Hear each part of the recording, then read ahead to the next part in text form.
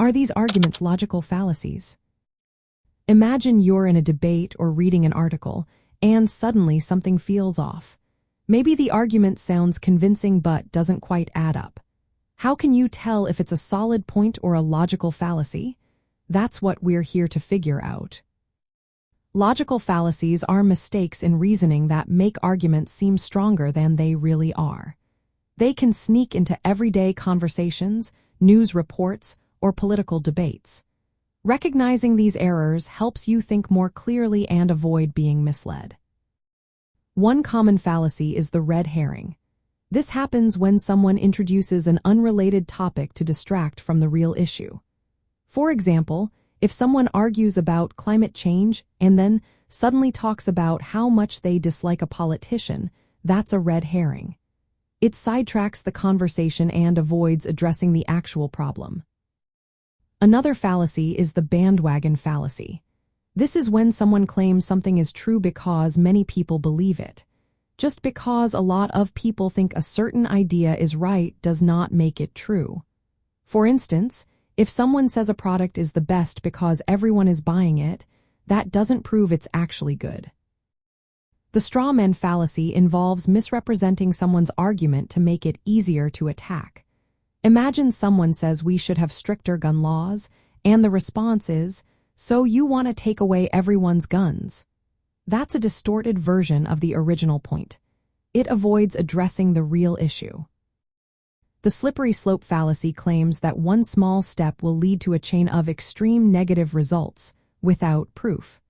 For example, saying if we allow one minor rule change, it will inevitably lead to chaos.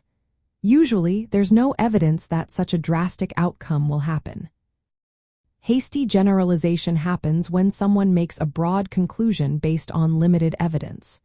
For example, meeting one rude person from a city and then saying everyone from that city is rude. That's unfair and not based on enough facts. The false dilemma fallacy presents only two options when more choices exist.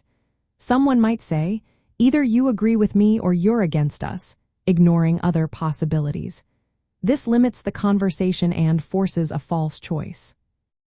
The ad hominem fallacy attacks the person rather than their argument.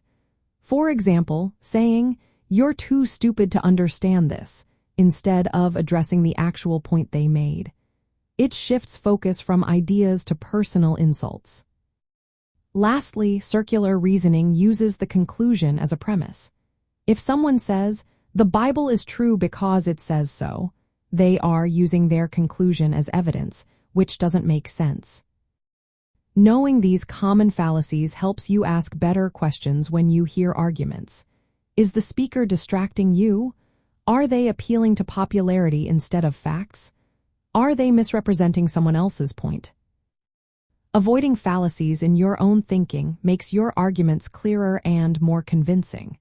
It also helps you evaluate what others say more critically. When you understand these errors, you can spot when someone is trying to manipulate or mislead you. So next time you hear a claim that sounds too good or too easy, check if it contains a fallacy. Recognizing these mistakes is a key skill in civic life, critical thinking, and solving problems effectively.